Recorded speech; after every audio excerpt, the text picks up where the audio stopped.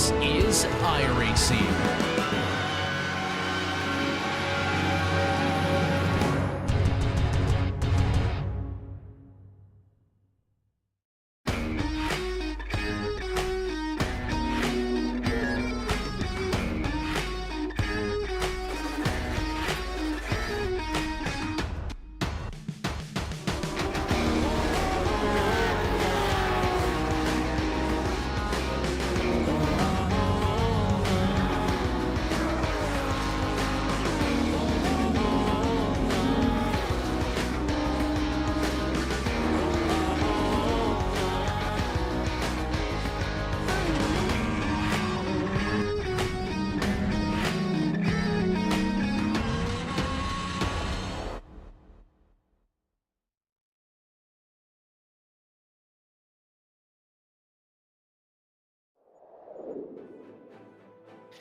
With the double whammy of German soil and being considered one of the most difficult tracks on the planet, the Nürburgring will be an important venue for our competitors. Let's see who claims victory as we get ready to watch round 10 of the Porsche Owners Club Series. And you'll see it all live here on the Global SimRacing Channel. Hi, I'm Joe Peak, and with me in the booth is Alex Goldschmidt. Behind the scenes is our director, Daniel Costello, and he's using cameras provided by Dougie Beard. Known mostly by the short and succinct name of The Ring, this place is anything but. Let's get a quick rundown with our track guide. Welcome to the Nürburgring. Nicknamed the Green Hell by three-time F1 world champion Sir Jackie Stewart, it is often regarded as the greatest test of a driver anywhere on the planet. Just looking at the stats will tell you why. While the combined version holds a swath of choices, they all include 100-plus corners and range between 14 and 16 miles, or 24 to 26 kilometers in length. Add to that roughly 1,000 feet in elevation change over the course of the lap, and it's easy to see what's so impressive about it. Simply memorizing the course is over half the battle for drivers, let alone being fast. It goes without saying that the Nordschleife portion is dangerous. Many fast corners lack runoff. There's blind apexes everywhere, and in a couple cases, even modern cars will get airborne. The list of famous turns is pretty lengthy, but some of the more notorious are places such as Fluke Lots, Miss Hit Miss, Bravery Corner, and of course, the ever-iconic Carousel. It's not just the places where you have to move the wheel to get attention too. The Dodinger Hoa stretches for more than 1.5 miles in length. However, that isn't even digging into the Grand Prix portion of the circuit. Much more open and safer in nature, it's no less challenging from a technical standpoint. Passing is still surprisingly hard in most cars, and corners such as the Schumacher S can spit you into the barrier if you don't respect the curbs. Events such as the 24 Hours of the Nürburgring offer drivers of many skill levels the chance to tackle this behemoth, and still draws gigantic grids to this day. Many race fans consider this the mecca of road racing, and any driver who is able to push the limits here often quickly garners their respect. You know, as announcers, we can be prone to hyperbole, saying something is the biggest or the hardest, but I don't think it's hyperbole when we talk about this place in that way, Alex. Not at all, especially with this circuit also known as the Green Hell, so dubbed by three-time Formula One world champion Sir Jackie Stewart. The biggest thing about this is surviving, Joe. You've got to be on point every single corner of this, over 16-mile track. Yeah. And you've also got to watch strategy. Qualifying is going to be really, really important because the lower that you're down the field, the more inclined that you might end up in the on the receiving end of somebody else's accident, unfortunately. Yeah, you definitely don't want to be starting at the back of this field, as cars will often run into trouble, and that can become your trouble. But before we get to the racing, why don't we give a quick shout to our sponsors, which includes Porsche. There is no substitute. Find out more at Porsche.com. And Top Gun Wealth, your retirement wingman. Contact them today for a complimentary financial review at TopGunWM.com. That's TopGunWM.com. Now, as for the championship so far in this season, things got a little bit shaken up after last weekend, or 2 weeks ago's racing. Dylan Scott and Michael Bolton now tied up on top. BJ Fulton only 3 points behind. So top three very much could make a decisive blow in today's race, with a lot of things that could either make or break it for them. From there, you see Blake Sams, Jad Duncan, and Dustin Heindel all also within about 4 points of one another. And then a tie between Leclerc and Marciniak for 7th and 8th. So a lot of drivers really looking to try and set themselves apart at this distinct track. But let's also take a quick look at today's race details, as it's slightly different tonight. Alex? Yep, it's round 10 out of 13. It is a 90-minute endurance race, and we're using the current generation Porsche 992.2 911 Cup car. It will be a rolling start, and they might need them. There are 2 spare cars at everyone's disposal tonight. Yeah, I have a feeling that there's going to be some of those spare cars used all the way up to the end of things, as it looks like qualifying has wrapped. We'll try and get at least a qualifying lap in here as we're waiting for the session to take over. But I can tell you that Blake Sams managed to take the pole at an 8:20.2. And the gap, if I'm seeing this correctly, about 4 seconds over the next nearest driver. The type of gaps that you usually expect, but in the past, things tend to have been a little bit closer. So Blake Sams really looking like he's going to be the man to beat. Yeah, but even if he puts it on pole, Joe, the thing is that around the Nürburgring combined 24-hour layout, you have got to be on point, and that includes the pole sitter. They are still not impervious to making a slight misjudgment, and especially when the drivers go through out of Advan and then head into the corner now named after the late great Savina Schmitz, a real personality of the circuit, and then heading into Alzenbach for the first time. That's when you really get that sense of, okay, these walls are closed. I've got minimal runoff area. There could be a few code browns before big code browns actually happen when someone smacks the barriers. And there is that possibility of somebody pinballing off of one part of the circuit, going off onto the grass. The curbs are really, really high here. And that's going to be rather crucial. Just about hitting your marks every single time. You've got to be nigh on picture perfect. While we wait for the session to officially hit, we're going to take a look at Blake Sams' pole setting lap time and see what makes the difference for him. This, you talked about it, very different at the start of this, since they run the GP course on this Nürburgring combined version here, Alex. But to your point earlier, I guess the one nice thing is that they won't have the Nürburgring 24-hour number of cars to have to avoid. Even still, I think with the 13 that we're likely to see out there, you can easily find somebody, like you said, bouncing off the wall and just collecting you. Yeah, I mean, you know, it's the GP loop is where you're going to feel safe as Blake makes his way out of Dunlop and now up through the Michael Schumacher S's. So, folks, I am going to be pronouncing every single name as they should be, because it should, you know, this circuit, first of all, needs to be respected, and that does also come with, of course, the local language which I do speak. I think it's more the point of, this is why it's so fearsome, and when you say to people, yeah, we're going to throw you around the combined 24-hour circuit for a race, how does that sound? And then everyone just goes, ah.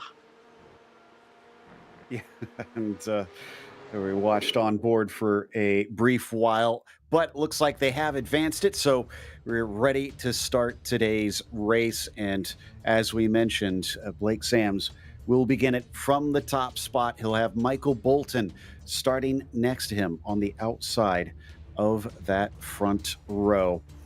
And then behind them, starting from third, it'll be Dylan Scott and Jad Duncan starting from P4. So there's some major players up there in the first 2 rows in this championship. BJ Fulton will be 5th. on the outside of row 3, you've got Christopher Marciniak in 6th position. Robert Leclerc will be in P7. You've got Mark Morales starting from the 8th spot.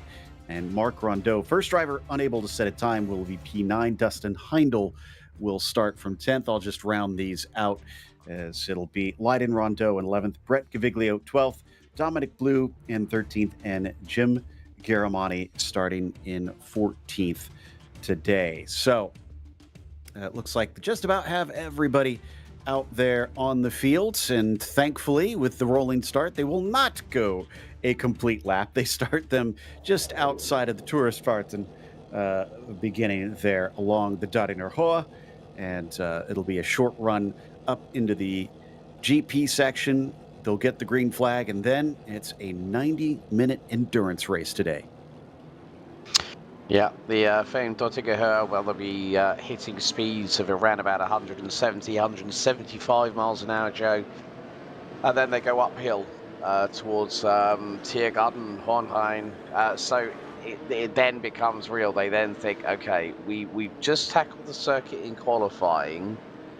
Now we've got other cars to play with. And with, obviously, for those that did watch the 54th running of the Ravenol ADAC Nürburgring 24 Hours this past weekend, we have just shy of effectively 1/10 field. But at least everyone's in the same wagon. Yeah, they'll be on even footing, and no multi-class racing either to have to worry about. But that does not take away from the challenge at all. And I think everybody from Blake Sams all the way down to Garamani will know that once they get to that green flag. You learn to respect this place, even if you haven't set a lap around here. Just witnessing a race or a lap around this track tends to instill a sense of respect. And as I was mentioning, a German mark, it's going to be so important for them with, actually, I'll have to check. I don't think we've raced on any of the German tracks so far this season, so I think this is the first one that they're doing. Yeah, I mean, it's going to be,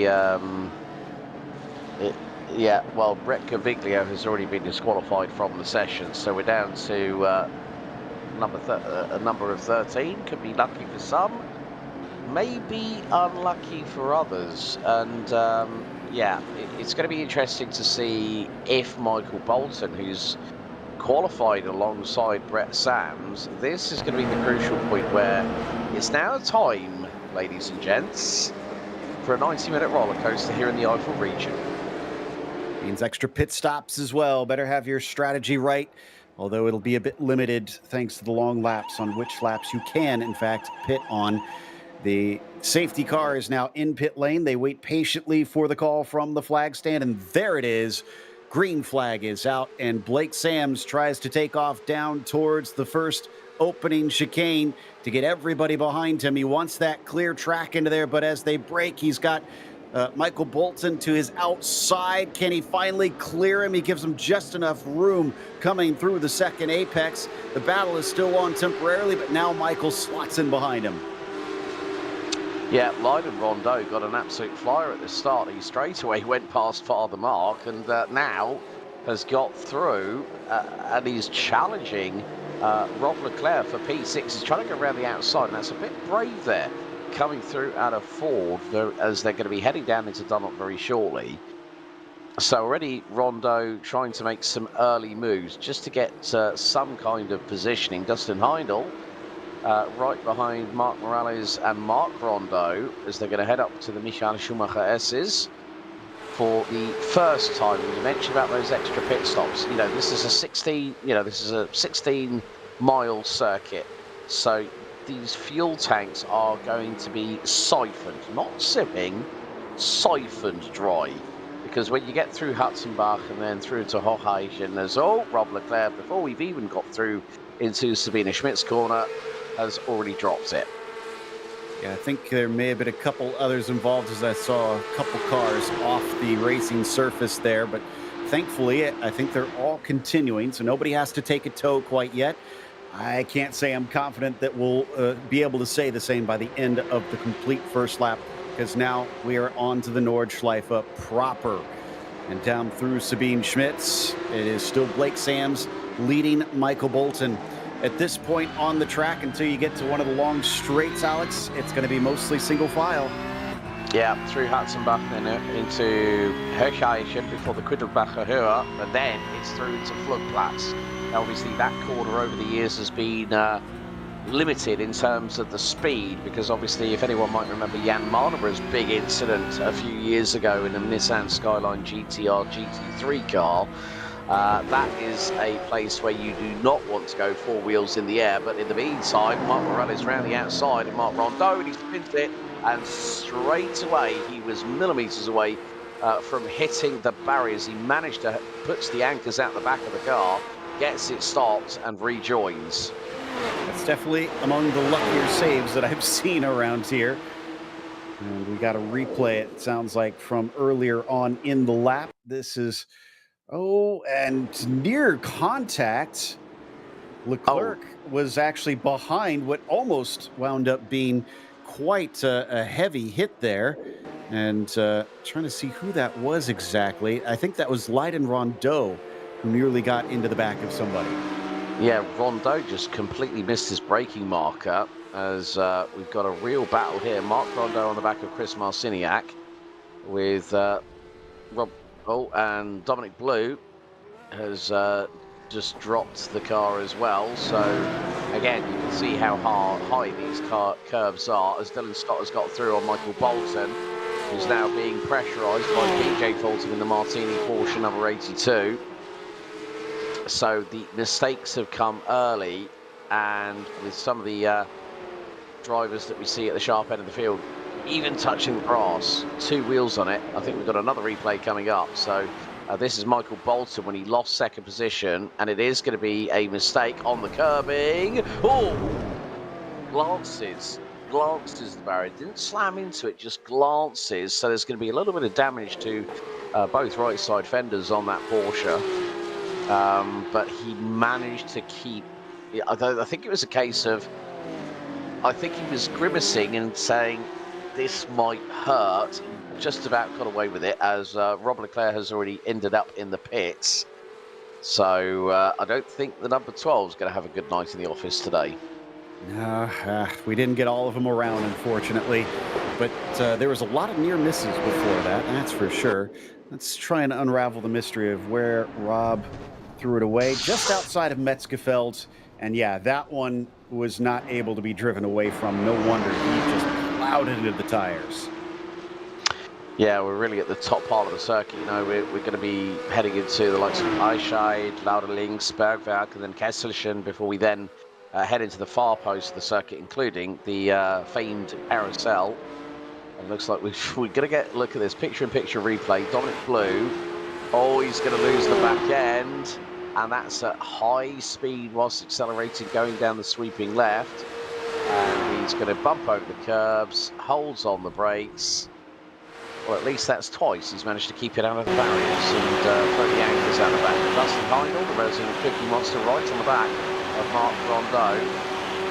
You can hear that they are still at they're nearly at full throttle. They're having to lift off. Then again, just a little bit of steering negotiation, let's say. I wouldn't say steering angle. It's like you've got to negotiate your way around the circuit. It's a good way of putting it. And, as they approach Stahlstrecke, he thinks that maybe he can make his way through, but only one driver is going to be able to come away with this one as they make contact up through into the carousel. He will take the position, but something had to give there. Yeah, unstoppable force versus immovable objects, as they're now going to be heading through into Hohe Acht and then into Wippermann very, very shortly. And then it's sort of like that final push, and then the drivers get to finally breathe, coming out of Geigenkopf and then down the Döttinger Höhe. But Heindl is now going after Marciniak, who's running, well, we've got two cars with the kind of Martini livery on them now, because Marciniak's brought a nice paint job here for round 10. But look, you can just see those big googly eyes on the hood of Dustin Heindl's number 117. Is right over the back bumper of Marciniak, and he's just, and that's the good thing. If you are behind a car here at the Nordschleife, one of the good things is that you can use them as your marker. So, and you can read the situation a little bit better because some drivers might not have the complete confidence around here at the circuit.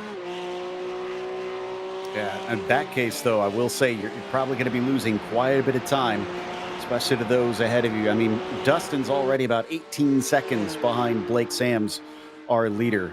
But like you mentioned, those googly eyes just ready to gobble up that car ahead as Marciniak continues to hold track position. This is into the Beloff S's and now up into Swallowtail.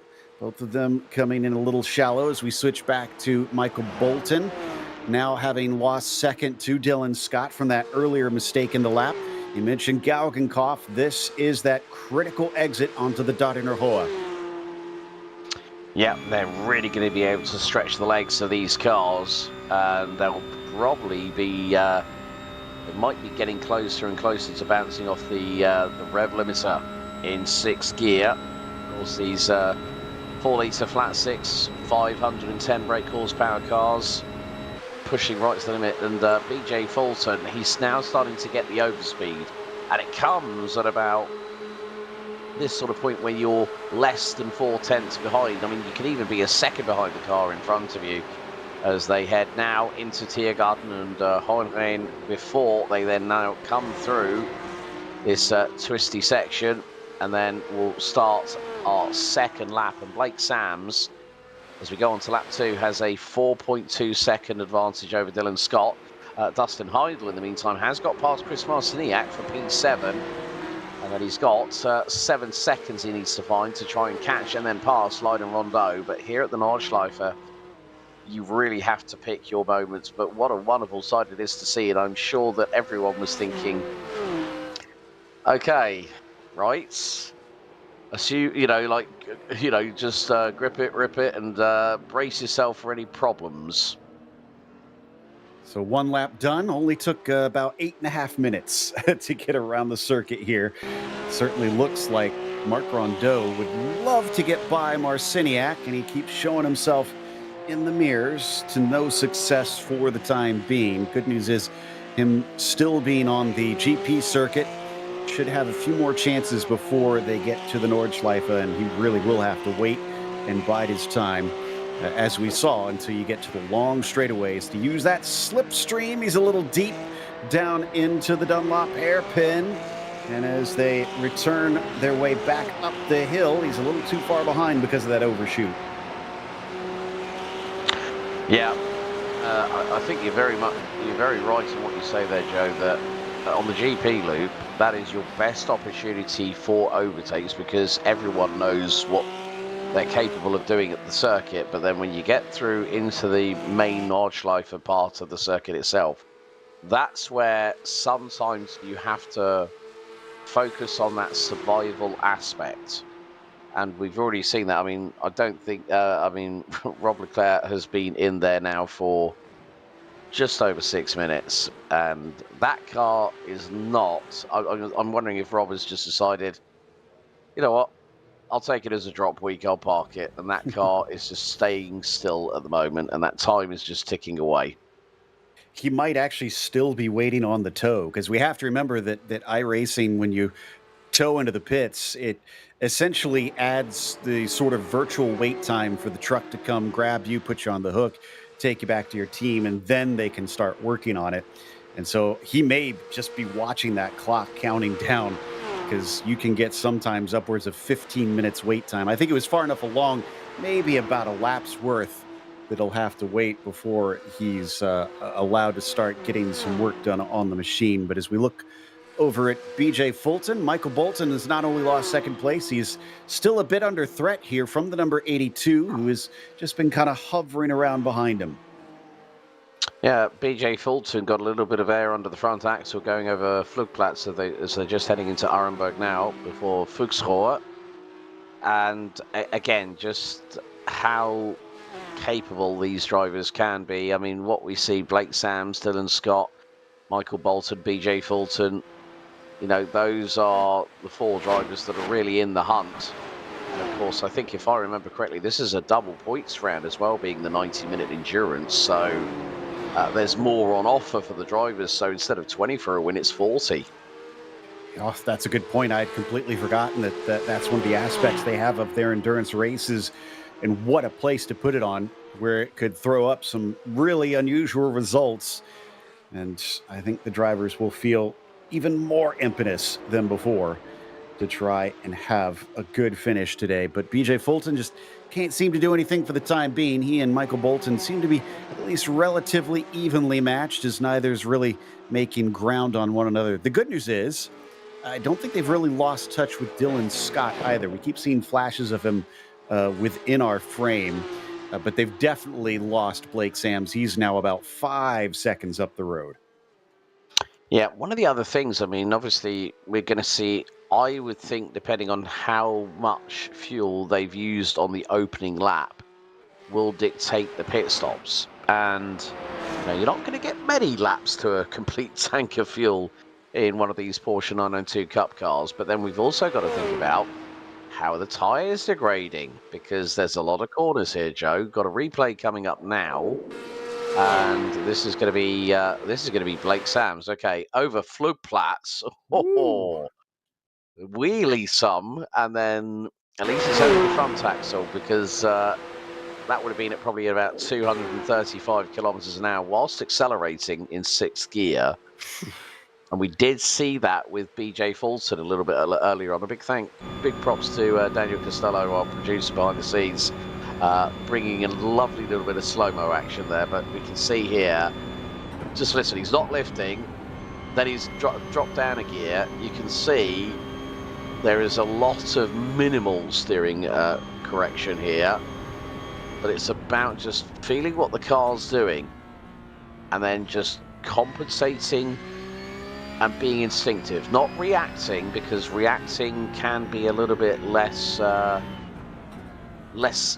an immediacy round here at the Nürburgring. As he comes through the carousel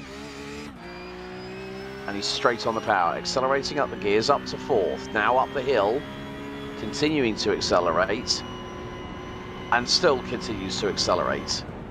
And this is how we're about to go through here now. He's in 4th gear, lifting off the throttle, as Rob Leclerc finally comes out of pit lane after 7.5 minutes, which does include the repair time.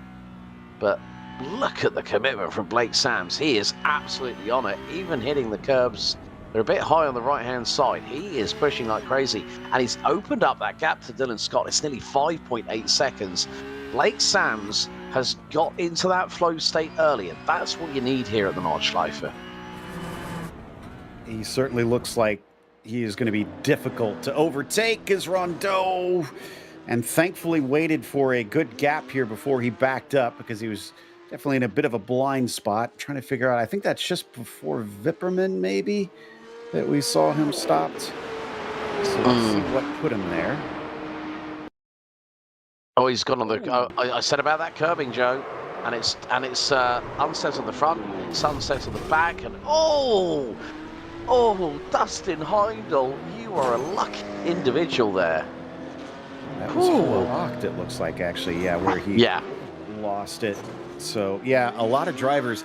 I'm kind of amazed at how many close calls we've gotten away with in this race. Eventually, the luck is going to run out. There's another spot where you can get 4 wheels off the ground, as we see Heindel go over Flansgarden. And then, I mentioned earlier, the Beloff S's, named after the Porsche driver who at one point, and for many years, held the lap record around this place. Yeah, none other than Stefan Beloff, and that would have been in the 956 Group C class Porsche. As Donic Blue picture in picture, that looks like it's going to hurt. Pinballs off the barriers, front end takes the whack, and he keeps going. He keeps going. Whether it's just superficial, but if he finds that steering wheel is not tracking true and in a straight line normally when you're going down the Duttinger Höhe, then you've got a problem. There we see Dustin Heindel now make his way down out of Geigenkopf and then through into Duttinger Höhe. And this is one of the wonderful bits of the circuit where you can sometimes see, and we've seen races, Joe, where people have been 3, close to 4 wide at one point down this very long straightaway where you are just hammer down, 6th gear, now into Tiergarten. And Blake Sams has now expanded his lead. He's just done an 8:23.192. Lead over Dylan Scott is 7 seconds. And looking at Dylan Scott's last lap, he's just done an 8:26.4, and Michael Bolton has matched him. So Bolton is within striking distance. He's within that 1.1 second window. BJ Fulton has dropped a little bit further back and did an 8:28.1. Chad Duncan's just crossed the line with an 8:32.9. So you can see the difference between trying to go full push like Blake Sams is doing at the moment and Chad Duncan, who's being a little bit more reserved. And that might help in the longer run when it comes to strategy calls here over the 90-minute Enduro. But these drivers, folks, will be they will have started perspiring from probably the opening part of lap 1 when they went onto the Nordschleife for part of the circuit itself. Oh, I guarantee you they weren't. I'm with you in that. I always say, I think one of the job ones around here, or the job one, is just survive this track. Try and get to the finish. You're going to wind up with a pretty decent result because everybody else is going to wind up tripping over themselves at some point. You might lose, a bit of time if you're not at 100%, but those drivers who even just spin and manage to hold on are going to lose 10 seconds at a time typically on those spins if they don't hit anything, which usually is not common that you get away with that. The amount of cars that we've seen spin and manage to carry on here is actually highly unusual for this course. Yeah, and you can see Michael Bolton is closing that gap. He's using a little bit more of the curbing now that we're on lap 3 of the race. So Bolton again is another one that has now started to find a kind of rhythm. And sometimes people might say, well, he looks a little bit ragged, a little bit on the edge. Well, sometimes you do have to be ultra aggressive, especially when going over Flugplatz. Again, we see it from the right rear fender camera from Michael Bolton.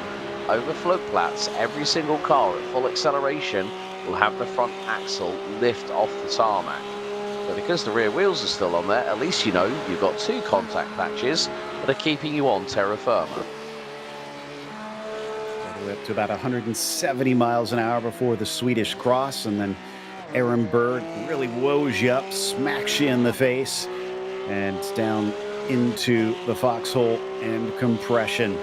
Here's Bolton continues to chase on Dylan Scott. Again, I said it earlier, it seems like they are pretty close on pace. You even said it was within 1/10 of a second of each other. They crossed the line last time.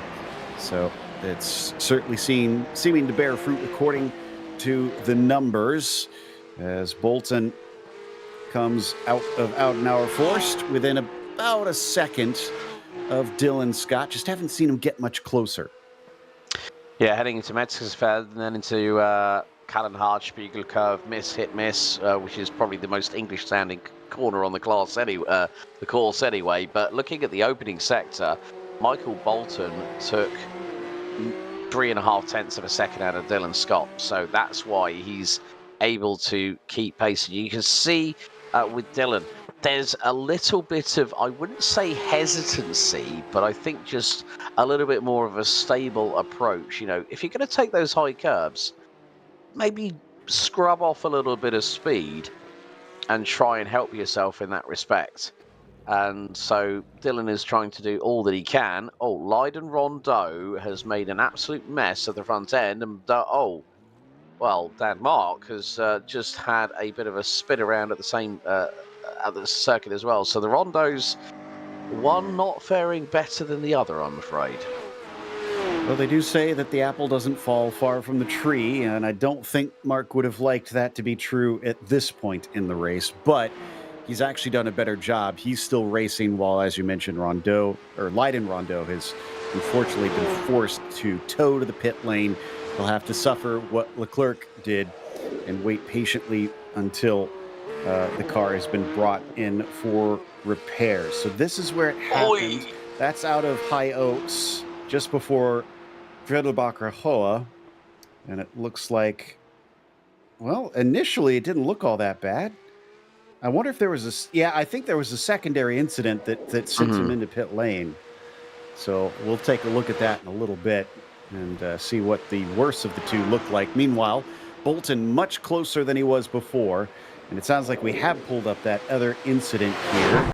That is, Oudenauer forced, claims another one. And he goes straight on, bang. And three wheels on the wagon. I haven't seen that on for a while. And then the magician's trick happens on iRacing. It magically reattaches the rear wheel and stub axle to the drive shaft on the engine of the car. But Michael Bolton is now, there is a sense of urgency. We've got a replay picture of Marc Rondeau's spin that we saw just a few moments ago. And one of the other things that I'm quite interested to see play out here, Joe, is how long the pit stops are going to take. Because it's not just the fuel, it's the tyres. Because there are a lot of corners, a lot of elevation changes, the high curbing. Depending on which side of the track that it is, that could depend on, is it going to sort of, rip the canvas from the tyre a little bit more if you go over those higher curbs, and how often are you doing it? So it may be the case that we are going to see possibly, Blake Sams gets big old air through into the double right, and he's not pushed. And he's got off the track. I did say you could be leading, you might make a little bit of a mistake, and Blake Sams has just proved my point. He nearly ended up in the fence. Yeah, at a spot where you tend to see cars just get a little bit lax up and over that crest. The cars get so light through there. And to your point, I think it's almost required that you take tires because it is a very warm track. I'm seeing 96 Fahrenheit currently out there. Not the worst, but like you said, enough that you probably want to take them. And I think because they're going to be refueling completely, even though it's not a typical full fuel tank, I believe it should be enough time for them to replace all four tires. So it should be a gimme. Yeah. And Blake Sams now making his way down Döttinger Höhe on the way to Antonius Bucher. And then, of course, Tiergarten. We're going to see a replay. This is when, wow, that high curbing, it nearly caught out the race leader. And that would, if Blake had hit the wall and pinballed straight on into the barriers, Dylan would have been the new leader, guaranteed. It's through Tiergarten once again. And now Michael Bolton into Tiergarten underneath the Bilstein Bridge is now within striking distance. Is there going to be an opportunity? Well, nearly. But that is the closest Michael Bolton has been to Dylan Scott all race long. And it was at the last fraction of the Döttinger Höhe. We are going to go on to lap number 5, I believe, because Blake Sams is, and look, here goes Bolton to the outside. Don't tell me you're going to try and put it around the outside of Dylan Scott. Scott's going to defend here. And if Michael was a little bit further alongside him, he might have had the inside line. But again, the GP loop could come to Michael Bolton's aid. So we've already completed quite a lot of distance, folks. 48 plus miles of racing already completed, and we're now on to lap 4 of the race, and Bolton is now putting the pressure. There is a sense of urgency for Dylan Scott because what he wants to do now, as soon as he gets past Dylan, that gives him a modus operandi of chasing down Blake Sams. And bearing in mind, Dylan Scott nearly had a second taken out of him by Michael Bolton. So Scott is playing the long game. Blake Sams just wants to dominate, and Michael Bolton just wants to go for the W. Looks like he's got good speed right now. Like you said, he just kind of ran out of straightaway there at the end of the Dariner Hoa when he had all that slipstream to help him out. Hasn't been able to do anything here during the GP section of the lap. They've absolutely dropped BJ Fulton. We just saw finally in the background a little bit of him here coming to the end of this portion as they weave their way through the chicane and then onto the entry of the Nordschleife. You got to be careful here because that pit wall is right there, almost acts like a street circuit, but you got to use every inch of track if you can. And unfortunately for Michael Bolton, he has not found the opening he needs yet.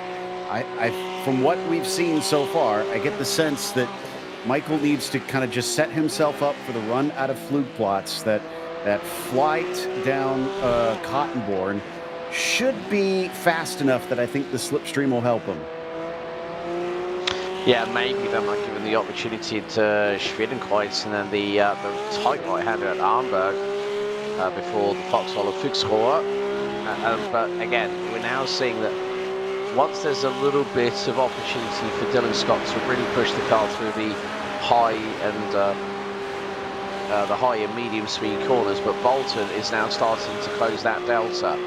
4/10 is the gap, and Michael Bolton is closing. Dylan Scott knows that at the moment things are going his way, but in terms of being second on the track. But again, you can just see Michael Bolton. You can hear that engine rev there, Joe, that he is giving absolutely no mechanical sympathy to the 127 so far. Jim Garamani is in the pits as well now. I'm wondering if that might... So, and Dominic Blue. So they have decided maybe we're going to play the safe game and pit on the beginning of lap 4, which might prove to be to their betterment. Garamani has come out of the pit lane and his total time 40.466. So that will say to me, brim the tank, put 4 new stickered tyres on it and go back out. Let me double check to see if he did, because that was 16 seconds stationary. I think that is too short.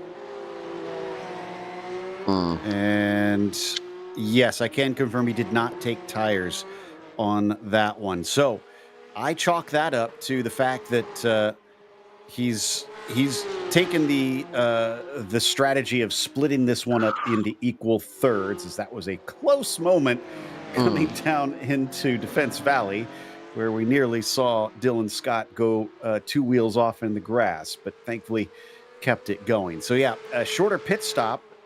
2 shorter pit stops instead of 1 longer pit stop means that you might not get the opportunity to change your tires as Leiden has finally taken his repairs and returned to the track. Yeah, Dominic Blue is still in the pits. I'm wondering if he... now, I'm wondering if it's either speeding in the pit lane or he misjudged the entry point into the pits as well, which can also give you a black flag penalty. So he's been in there for just 1 minute and 40 in total. But so, and he's just he's just hit the wall whilst trying to leave the pits. So he's stuck there on the left-hand side of the exit of pit road. But I think this battle here is really, really intriguing. Yeah, he's stopped. That's odd. I don't know whether he's got a problem or something there, Joe. Yeah, there may be a technical issue that he's dealing with, something with his hardware, potentially. Poor Leiden Rondeau does have a black flag, but I think that is for incident limits, which, let me double check here.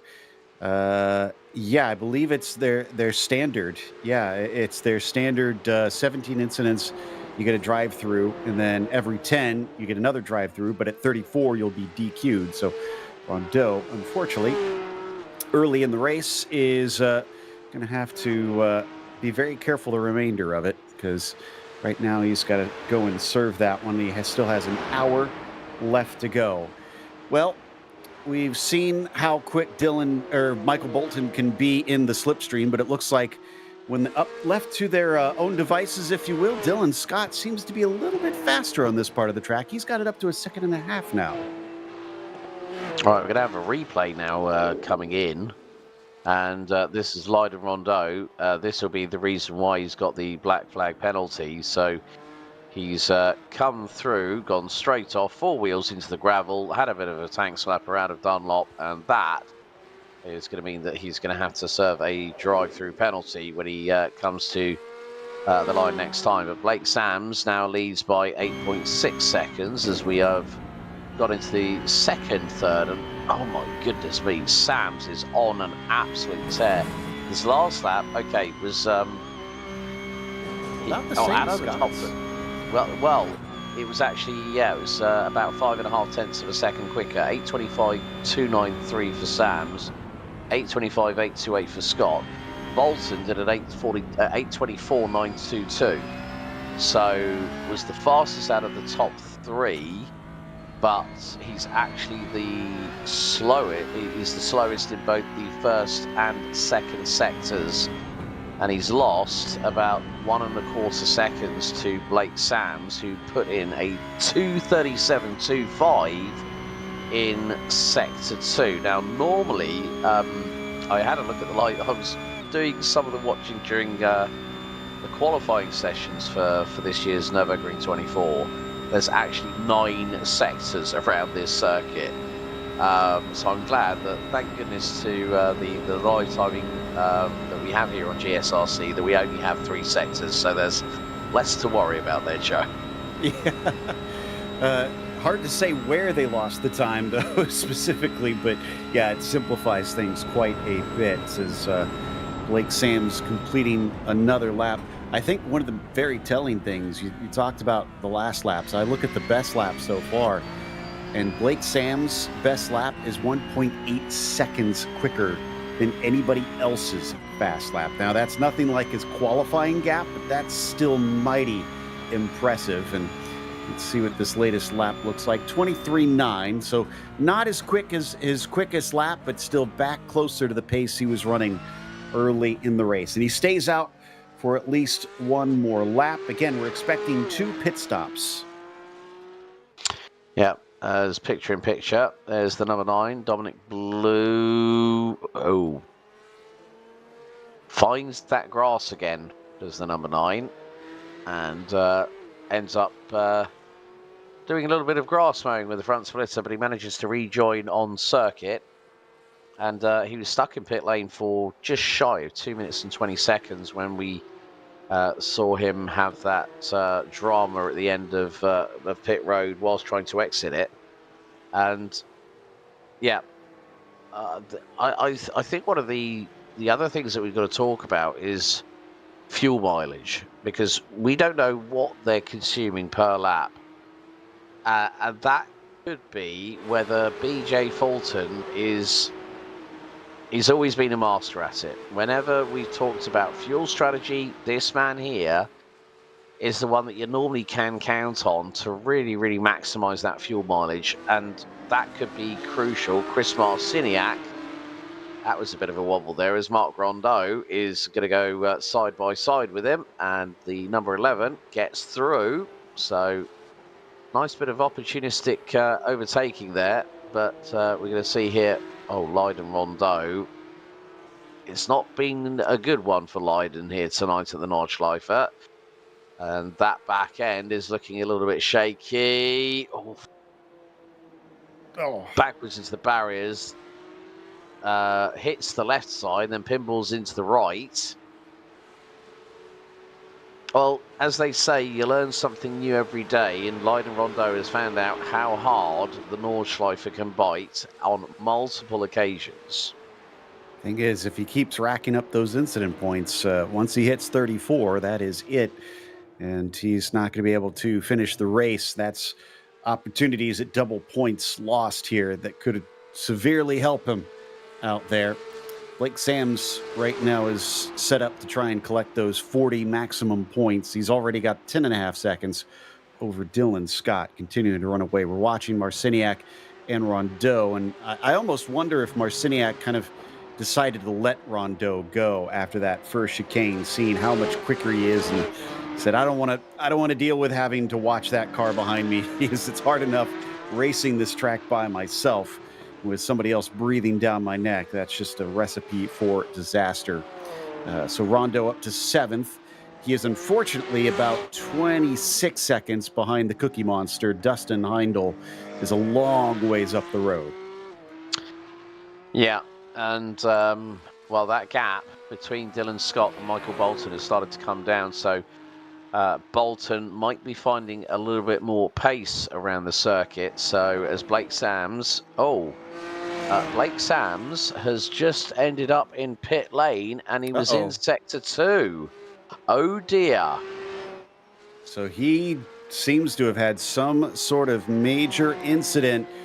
Like you were saying, you could be leading by a mile in this race and still manage to throw it away. Here we go. Again, it was the same place. Forced, yeah.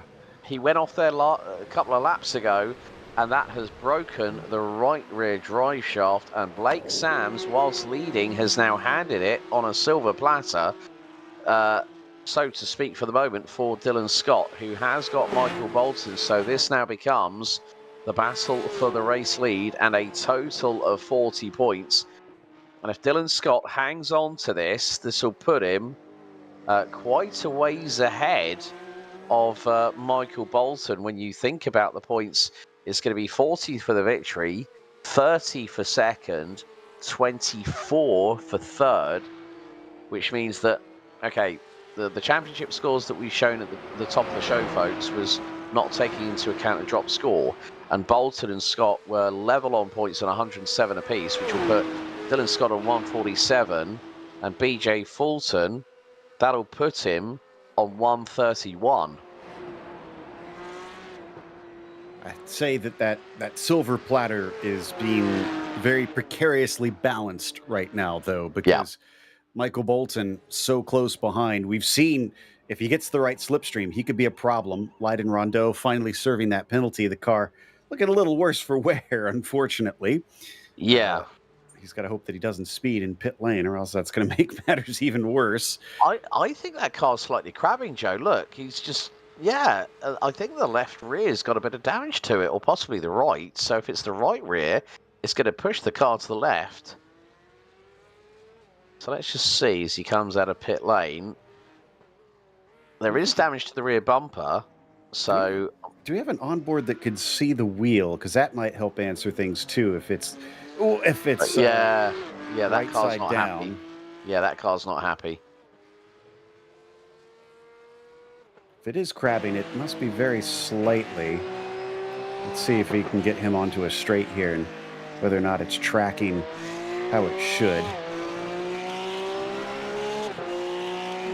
It seems to be mostly straight. But I think the real testing point is when he goes through Hudson-Buck and then starts picking up speed. That's probably going to be the real litmus test for the number 5.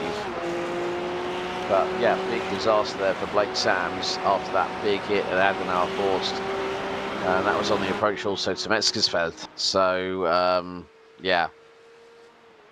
it's the survival instinct is definitely the thing that you've got to think about. And that's what both Dylan Scott, Michael Bolton, and also BJ Fulton. BJ might be 5.6 seconds behind Michael at the moment in the battle for P2. But we've seen it where Blake Sams had an 8.5 second lead, went off at Adenauer Forst, hit the barriers hard, broke the left rear, and that's it. Game over in terms of competing for the overall race win. And that's going to hurt. And Dominic Blue has now got a black flag, so he has hit his 17 incident points, and that is going to be Just basically nosed it straight into the Armco. That was at Swallowtail. And he's got to serve that one. Unfortunately, he's reconnected. I saw that Blake Sams had disconnected, but he is back in the server now, so he can still hop in the car, but he hasn't quite done so yet. We don't know how long it's going to be for those repairs. I can tell you that Dominic Blue seems to be limping pretty badly, so he might Mark Rondeau, and big Mark damage. Rondeau. Oh. Yeah, that nose is, well, is the wheel missing as well? I think he's... Left front is absolutely flailing off the car. He can't even turn it right properly. It's understeering like a pig. All right, let's take a glance at this one. The 11. Oh, and as soon as he hit that grass, I think that's it. He was done for. There was no saving it. And just completely smashed the front of the car. Yeah. Right, okay. Update on sectors at the moment. Michael Bolton has just taken 3/4 of a second out of Dylan Scott on sector 2. So the battle is still on, but we should see, I would say, our top 3 hopefully getting to pit lane at the end of what will be lap 6, as Mark Rondeau is not wanting to tow the car. He's wanting to get that car to pit lane. Now, that is a very... I mean, obviously, yes, you don't want to have a significant amount of tow time to pit road, considering the length of this circuit. But Mark is... that's the snail's pace, and that force feedback is not going to do his forearms any good on that sim rig of his. Hopefully he doesn't have it turned up too high, but it's kind of the right call. I don't think he's got many people behind him. Let me see. Yeah, he doesn't have anybody behind him. So he's pretty safe to try and limp this home. If he had other cars running up behind him, then yeah, I'd say you need to probably take a tow, but it's quicker to try and drive the car back to pit lane than take the iRacing tow. So no wonder he's trying very hard to make that work. Marciniak back up to 6th position where he started this race. Again, you can get some good results just by bringing the car home. He's been just plodding along, even if he hasn't been the quickest car out there, and could see a top 5 here soon. Of our drivers who have pitted, I think actually Jim Garamani is the only one I think that's taken a standard pit stop, at least most recently that I can see. Yeah. Mark Morales has had a bit of a resurgence. The number 99 qualified 8th, now up into P7. Even he was having troubles in the early throws of this race. But the biggest mover of the night is Mr. Cookie Monster. Dustin Heindel is up from 10th on the grid and is currently running P5. And he is actually closing in on Chad Duncan. He's about 1.9 seconds behind. Dustin Heindel's last lap was an 8:28.5. Chad Duncan, 5 seconds slower last time around, Joe. Interesting. So either had a bit of a drama or he's playing extremely safe right now. He's heading back onto the Nordschleife just as Rondeau's leaving it and getting his free repair. Leiden Rondeau has also had another black flag. Dominic Blue, I think, because of his pit stop, was determined to have not served his drive-through. Battery sped in pit lane, either or. He's been having a bit of a tough one out there. And I also want to apologize if I have been giving misinformation.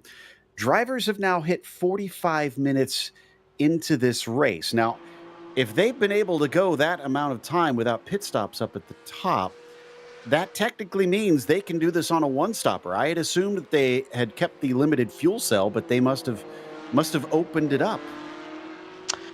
Maybe. I mean, the thing is that with the 40-minute sprint races that we traditionally have, Joe, they will be limited on fuel. But yeah, this could really put them into the... I'm going to be interested to see how long they can keep this pace up, because that gap is shrinking again. And Michael Bolton, over 1/4 of a second quicker this time round in sector number 1. So because they are burning off this fuel at a rapid rate of knots, Bolton is now starting to really come back at it, Dylan Scott. It was a 3-minute 6, a high 3-minute 6.3 in sector 1 for Dylan Scott. A low 3-minute 6.1 for Bolton, and Bolton is very, very quick in sector 2. So now Dylan Scott has got to be very, very careful. Another GSRC replay. Leiden Rondeau again over that curbing. Oh no, big hit, bang, and it's a 360. Car gets going again. but like I had mentioned earlier, he's already got to serve a second penalty. He's got to be getting close to that 34-point incident limit here pretty soon. Like we said, we're about halfway through, so it's not looking good for the 5 car at this stage. Dylan Scott, in the meantime, continues to lead over Michael Bolton, who has not been able to get close enough to give another fight, at least that we've seen. Blake Sams returns to the track, but he is now 3 minutes and some change behind our leaders. He is still on the lead lap critically, which I'd say if you're still on the lead lap at a track like this, you're still in with a shout. Yeah, but if you were at Le Mans and you were 3 minutes and 13 seconds behind, you're nearly a full lap distance. So, yeah. But I think now we've got, look at this, Heindel has been closing again on Chad Duncan. So we've got the battle for the race lead, we've got the battle for P4. And again, if Dustin Heindel makes another move, this time on Chad Duncan, then we've got an opportunity for Chad Duncan, well, Dustin Heindel to be the biggest mover of the night, the hard charger. And again, like I say, we did see that multiple drivers, I think, what was it? I think probably a third of the field didn't make a lap time round, and Dustin was one of them. So sometimes, especially with a race like this, where survival is the key factor you've got to have at the forefront of your mind, you know, wherever you qualify, you can see that Dustin is pushing. He's 3.5 tenths behind Chad. And Chad now clips the grass, so it's sort of like swings and roundabouts at the moment here at the Nordschleife, but Heindel is not backing down. Chad Duncan knows it. Like swings and carousels as they're about to enter that part of the track into the banking, and looks mighty fast through here. He gets a lot closer, gains a bit more time. Cookie Monster once more filling the mirrors of Chad Duncan for 4th place in this race. They should theoretically have to make a pit stop soon-ish. We just are unsure of where exactly. I believe the Cup cars do have a bit more fuel than what we see in the old GT3Rs, which traditionally would last roughly 1 hour. So going by that math, then they should theoretically be able to make it until about 30 minutes to go, or maybe a little bit beyond that. Because like I said, I believe the fuel tank is a little bit bigger than an hour's worth. Yeah, it's 100 on the 992.2 Cup car. It's an FT3 fuel cell that contains 110 litres. As well, Blake Sams has got back up to full speed and has just gone through on Marc Rondeau. So Sam's now back up to 8th position. And the way that he was, oh dear, Chad Duncan, I think, has just gone off the circuit.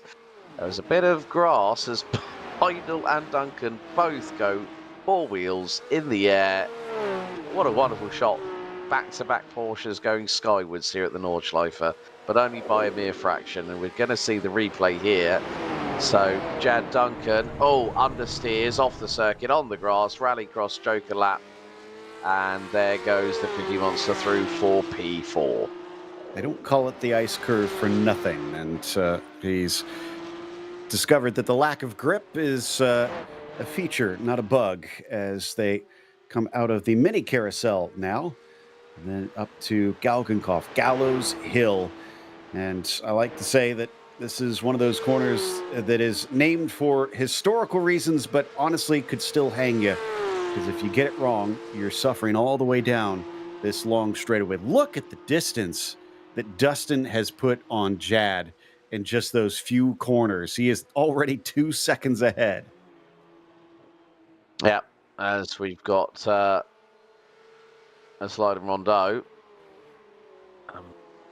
That is Jim Garamani in the 163. We haven't seen much of Jim tonight, but even he's not been adverse. Well, I mean, he's had a pit stop earlier on, so whether he's just, I think one of the things that we have to also remember is that with the POC series here, we have drivers that have a very mixed bag of skill sets, let's say, and some drivers like Jim, who probably will compete really well on a traditional, let's say, 3 to 5 mile circuit, and then they think, I might feel out of my depth, and then they get to Sabine Schmitz on the first lap of the race itself, maybe even during practice and then into qualifying.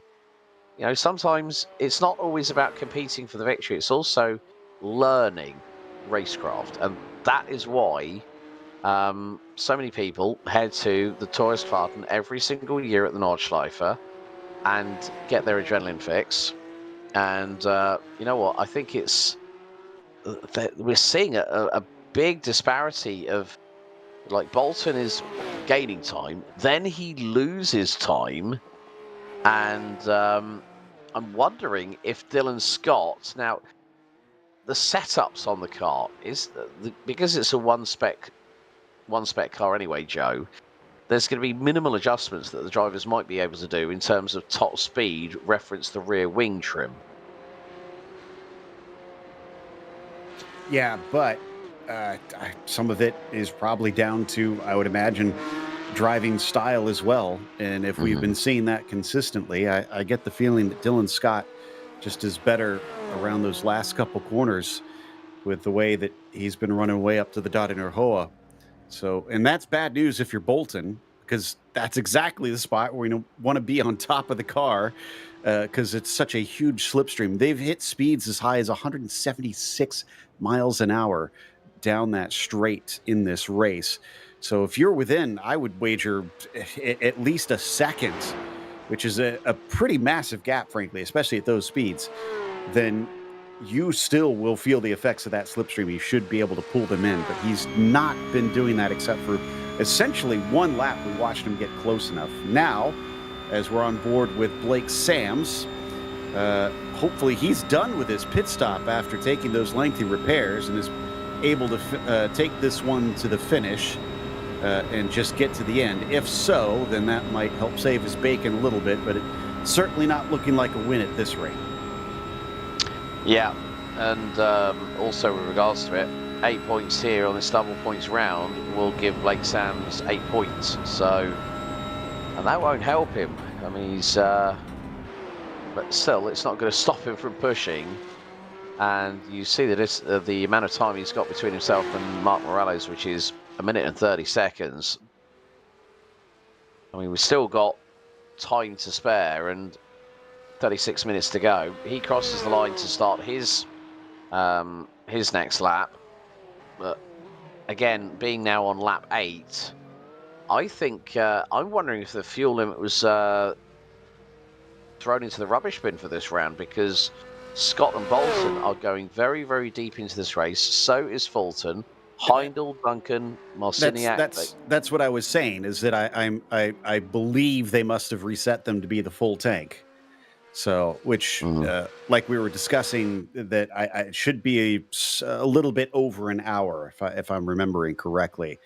But they doubt they can make the full 90 minutes, but they should have at least one stop. So, apologies for getting that one wrong. Now, if we're going based on when we saw, it was Garamani. I think he pitted in with about an hour and 5 minutes left to go, if I remember correctly. So that gives us at least a little bit of a reference point. Means maybe about 10 more minutes that these cars have before they're to the end of it. As the 12 car will carry on this time. He's already been in pit lane taking his repairs, so we can probably assume he has taken at least his fuel and is able to get to the end.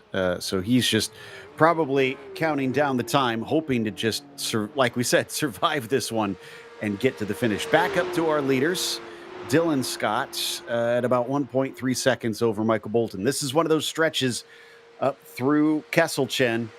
Huge climb up the hill here that you can use that slipstream if you're close enough, but I don't think he's quite there. No, and I mean, coming back to the fuel tank side of things, Joe, I would say that probably Dylan Scott, Michael Bolton, and BJ Fulton might be pitting quite late into this race, because with this 100, 110-litre fuel tank, they could probably go as long as maybe 10 to 12 laps, which is around about the hour and 15-minute mark. So we could see maybe, I'd say in the next 15 minutes or so, that these drivers will have to dive into pit lane. As soon as that fuel light hits, it'll be, right, need to get the car, even if it's on fumes, down pit lane. Now, if you're Michael Bolton, do you try and undercut him, though? I know we've talked about that in the past and how it's not the ideal strategy because the car is going to be heavier, but this is absolutely a track where track position will pay big dividends. And if he feels like he's quicker in some parts where he can't use that, then it could help him. But I think that's the big question here, Alex.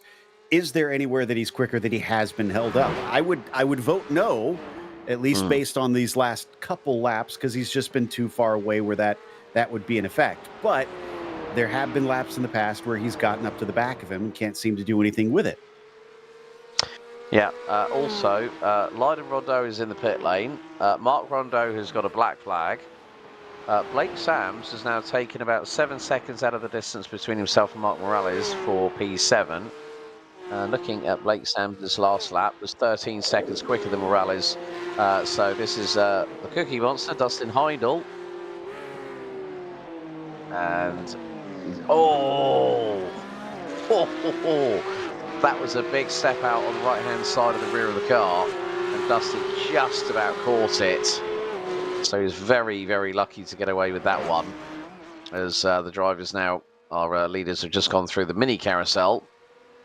And I think we'll be heading into Golden Cop very shortly. And it's over the crest. And now this sweeping right seems to go on forever when you're behind the wheel. And now it's down the Duttinger Höhe. And Dylan Scott has expanded that lead to just shy of 2.5 seconds.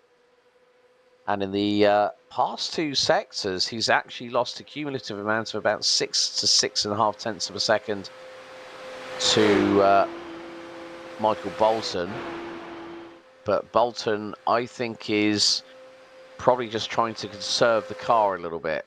And when it comes to that pit stop, like you were saying about BJ Fulton, has he possibly saved enough fuel to not have to put as much in as the drivers in front? Because he is now, I think, pretty much 9 on 10 seconds, and Dylan Scott's going to go for another lap. So Michael Bolton, however, has gone for the undercut strategy.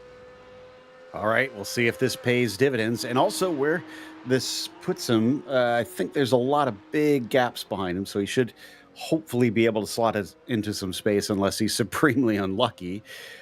Worth noting, even though I don't think it'll make it a big difference in the end, but Blake Sams, since he came out of pit lane after his repairs, has cut 12 seconds off the leader, Dylan Scott. This is definitely going to be a woulda, coulda, shoulda race for the number 3 car, because he's clearly far and above the quickest car on track. Well, it's not the first time that kind of situation has been discussed when it comes to Blake Sams this season as well. So I think what Blake is just doing, as the Cookie Monster, Dustin Heindel, now comes into the pits. Right, Michael Bolton, that is going to be a fuel-only stop, it looks like. I'm not sure if he took tyres. I didn't see him go up on the jacks, no. But Dustin Heindel has just... right. Yeah, he's backed up into it, but that's a costly couple of seconds, unfortunately. So, yeah, we'll see the cars go up on jacks if they take tires, and nobody so far seems to be electing to do that. So, yeah, car stays firmly planted, 4 wheels on the ground, and off goes the Cookie Monster with 5th place still easily in hand. Bolton falls down to 4th as Jad Duncan was able to go by, and BJ Fulton as well. But now we have to wait and see where Dylan Scott comes out. Now, point of reference, 21.8 seconds. That was Michael Bolton's stationary time in his pit stall. That's what Dylan Scott's got to be quicker than to make sure he comes out ahead. Yeah. And, Chris Marciniak and Mark Morales now both come into the pit lane. So this might give an opportunity to... Oh dear, Leiden Rondeau, he has hit his maximum incident points and has now been officially disqualified from round 10. So sadly, I believe he'll only get points for what is considered a DNF, which in a normal race would be 1 point. And because of the double points, I believe he'll be scoring 2, which is little comfort, unfortunately. Marciniak in and out, 22 seconds. So very close to what we saw Michael Bolton do. Dustin Heindel also just about a tenth under 22 seconds. So yeah, that seems to be pretty much the standard, which makes me wonder if Jim Garamonti got enough fuel into it, since he only got about 17 seconds. And this is the point at which Leiden Rondeau disappears into the ether. As, yep, there you go, off the circuit, and that was just enough time that he blips to the nothingness. Yeah, unfortunately, Leiden Rondeau exits to the Shadow Realm and away from the Green Hell. But still, right, Dominic Blue is back in the pits, maybe to take his last amount of fuel on the car. But Dylan Scott leading BJ Fulton by 10.2 seconds. And BJ is starting to match Dylan in terms of sector times, so he's got to have one hell of an in-lap to try and mitigate the fuel stop that he's got to do. And as soon as that happens, well, it's not just him, it's also Jad Duncan, but Jad Duncan is about 27 seconds away from BJ. So it's going to be the case of how will Michael Bolton feed into all of this? And bearing in mind, he's 47 seconds behind Dylan Scott. So if he can get under 45 seconds from the race leader, I think maybe Michael Bolton could be on course, maybe to be right in the thick of it, as we've seen him for most of the race. Marc Rondeau just served another black flag for himself. Dominic Blue appearing to get some more work done on the car right now. He's been running down in 13th. I think he'll inherit a spot from Leiden Rondeau if he's able to at least get one more lap in. As we watch Jad Duncan, now promoted onto the podium, carry on down through Defense Valley here. But unfortunately, a ways behind our leaders. So once he takes his pit stop, he will fall out of those top 3 positions. In fact, I think Jad, BJ, and Dylan are the last 3 that owe us a pit stop. Yeah, that's completely correct there, Joe. And I would think, yeah, this time around it will be the case that the top 3 should come in to have their one and only pit stop. They've gone really long into the race, because we've only got just over 25 minutes to go, so nearly 65 minutes of running for Scott, Fulton and Duncan. And that gap between Dylan Scott and Michael Bolton is starting to expand. It's up to 48.5 seconds between first and fourth. But we know that sometimes some things cannot always go to plan in the pit lane, as we ride on board with the number 83. And again, you can just hear that flat 6 just like there's a lift going through corners, because you're not braking at all the corners here. I mean, there's 170 of them or so, and you're not always going to be braking at every single corner. When it's like a heavy braking zone, then fine. When you're just having to sort of put the car through the corners, and especially when it's a fast flowing section, that's where you'll either hear full throttle, or you'll hear on corner entry, if it's a slight corner, either a lift or they're hammered down. Yeah, ideally, you want to be foot to the floor, or you want to be braking hard to make the most of your lap time. And Jad Duncan now through one of the higher parts of the track here before it'll start heading back downhill. Vipperman, always a scary one with being so fast through some of these corners. And of course, what has now become famous, Brunchen, sometimes nicknamed YouTube Corner, just for all the times that or that fans will be taking video here, but he makes sure that he doesn't become a highlight reel, and he makes it through that double right-hander. Then it's into the ice curve. Again, uphill a little bit for a brief section before it plunges you over the crest and down into Flan's Garden. 4 wheels in the air for a brief moment, and a quick double apex right-hander where the car compresses and then gets light once again up at the top of the hill. We saw Lake Sam's go off for a brief moment there, and unfortunately later actually wrecked the car later on in the lap. Not so for Jad Duncan. Now, where is Dylan Scott right now? Is he? Yeah, he is actually on Dottinger Hoa, and he should be coming up to take his pit stop like we've been saying. I'd be impressed if he got one more lap out of this. No, I think he's marginal on fuel, because we've got just 3 minutes, just under 3 minutes to go until we hit 1 hour and 10 minutes. Mark Rondeau, we're going to see picture in picture. Oh, and that is another place where the high curves can catch you out. But the man from Australia is now going to keep right. Dylan Scott into pit lane.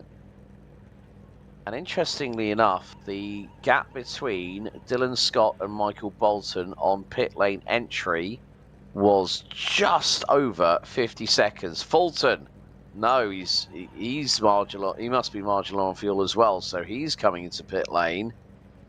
So this is going to be the where the race truly begins here at the Nürburgring combined 24-hour circuit. And Jad Duncan is being caught by Michael Bolton. So this is where we need to see what's going to happen with our drivers. 45.666 was the pit stop time total from transfer to out. Dylan Scott, 41.42. He's just got him moving now. He's about a second slower in the stall. Yeah, second slower than Bolton, who's at full speed. Here comes BJ Fulton. Bolton is up to P2, so not enough for Michael Bolton to try and close that gap to Dylan Scott. If he was 45 seconds, maybe 45 and a half seconds behind Dylan Scott, then I think we might have seen Bolton through for the race lead at high speed. I'm afraid that I think it was down to lap time, though. I look at Michael Bolton, and he is now 5.6 seconds. It was roughly 2.5, I think, when they pitted. So I think Dylan Scott just outran him, especially considering Bolton was quicker cone to cone by about almost a full second. So the pace is in favor of the 08, unless Michael Bolton has been leaving something in the gas tank, proverbially. I don't think that we're going to see him catch up to that car up ahead. Meanwhile, Jad Duncan emerges just behind Dustin Heindel, and we may have had an issue with Blake Sams again as he's in pit lane. Fast but fragile, I'm afraid. Let's have a look. Oh, the car just snapped to the left. Yeah, a snap in that right-hander is the exact worst place that you could have that, and really suffered for it. So not even going to be able to claim a top 10 with this one. He still has a spare car, but he might barely get out for one final lap around here, and I don't think he's going to be claiming much in the way of spots. So our current leader, Dylan Scott, controls the race with 20 minutes left to go after the pit cycle is through. He seems to be a little bit faster than Michael Bolton. It might look like it's all going his way, but as we've seen, you cannot count any chickens yet. That's very, very true, Joe. And to be honest with you, I think, Bolton's already had one full lap, so he's burnt off a significant amount of fuel, liters of fuel in the gas tank. And BJ Fulton is through Flugplatz again. It's like, the only place where you see a 992 Cup car doing a wheelie like a dragster. And looking up and down the field, Duncan and Heindel, I think, are essentially our closest battle right now. BJ Fulton about 4 seconds off of Bolton, so he's actually not that far behind him. I think he may have caught up slightly in the pit cycle. Another situation there where you see Dustin Heindel get those 2 front wheels up in the air over Flugplatz as he tries to run away from Jad Duncan. Oh, Jad Duncan had a big, big moment there. 2 wheels on the grass, chewing it all up. Whilst the throttle was, I have to say, fully stamped on, all the way down or on the floor. Let's have a look at the replay. So here comes Jad, hits the curb. How close? He didn't even graze the barrier. He was fully lit. My goodness, that is one of the saves of the day here at the Nordschleife. Well held, Jad Duncan. I'm sure he was closing his eyes when that happened. I'd say he's motivated. He wants that spot off of Dustin. I know we've said it before, but got to keep reiterating that it's double points. So him taking 1 spot actually means a decent jump upwards and could be valuable come the end of things. Oh, and something's happened to Michael Bolton. He's just lost a spot to BJ Fulton. It looks like he's getting the car going. You got to be careful because you can high center on some of these tall curves, but thankfully that doesn't happen. But now, not only has he lost touch with our leader, he has lost 2nd place. Oh. Yeah, it's the curse of the green hell, I'm afraid. You push too hard, you go beyond the limits of adhesion, and all of a sudden it costs you big time. And he's lost. Oh, that's where we saw Dustin Heindel have a moment earlier on. And then here comes BJ Fulton. Michael has to wait and then has to do a 3-point turn. Oh, he's going to be kicking himself after making that mistake. This track is so tough. That's why we keep saying that just simply finishing the race here is an accomplishment on its own. And Bolton, I think, can only thank his lucky stars that at least the incident didn't cost him a finish, so he can see the checkered flag. But BJ Fulton, with him kind of running Bolton down earlier on in this race, now Michael has to pick it up even more if he wants to try and catch up to the 82 and be able to retake that 2nd place. He's going to have, let's see, Dylan Scott's probably got 2 more laps worth. So yeah, 2 more laps to try and run him down. Yeah, and with it being as Michael goes through the carousel itself, that's going to be probably, with the fact that we've gone through the carousel now, we're probably talking the best part of just working out the math here, probably the best part of nearly 40 miles of racing left to go, approximately. So from that perspective, that is going to be a lot of time he's going to need to make up over every single corner, and he's going to have to really start going hell for leather. And if Michael Bolton wants that 2nd place, that's what he's going to need to do. But again, those high curbs have claimed quite a few drivers tonight in terms of having accidents, and Michael was very, very lucky that the car did not sustain any damage that we know of. But I think maybe at this point in the series, okay, there's going to be another 3 more rounds to go, but it's about, okay, let's put in some a damage limitation thought process here. Okay, that's going to give me 24 points at the end of the race. Yeah, I really would have loved the win or 2nd, but then in the grander scheme of things, you've got to look at it from this perspective that both, you know, he's in the mix for this. And there's still 3 more rounds to go. Yes, it might be a double points round, but the more that he can do to try and get another 6 points by overtaking BJ Fulton, the gap is at 8 seconds. With this plus another 2 laps to go, it's going to be a tall order, but you can definitely bet your bottom dollar that Michael Bolton will give everything and try his best to do so. We'll keep an eye on those gaps to see whether or not he is closing, and that will really tell the tale. But he's going to have to boogie. There is the man he's chasing, BJ Fulton, now at full tilt up the Darinarhoa, already at 165 miles an hour, but it's an uphill climb here through this portion. And as he comes under the bridge there at Antonius Beach, he's going to now start to pick up speed because it goes back downhill. Reached about 171, I saw on his tack there, but on his speedometer. But as he comes through the final section of Hohenrhein, he once again unleashes the power of that flat six, chasing Dylan Scott about 10 seconds up the road. 13 minutes left to go there for Dylan Scott as he crossed the line. That means that, yes, indeed, it will be 2 more laps. Yeah, just noticed on the sector times, Michael Bolton lost 13 seconds at least as a result of that moment he had, which gave BJ Fulton second position.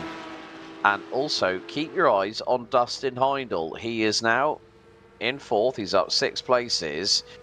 He's trying to catch. I think he's probably seen the delta between him and himself and Michael Bolton go down because of Michael's spin, and Heindel has just matched him in both the first and the last sectors. So what can Dustin Heindel do? I mean, yeah, you might say 22.8 seconds is a lot to gain, but when you've got as many corners as this on this particular circuit, can Heindel start to outpace Bolton is another thing, and how much per sector can he catch the 127 by?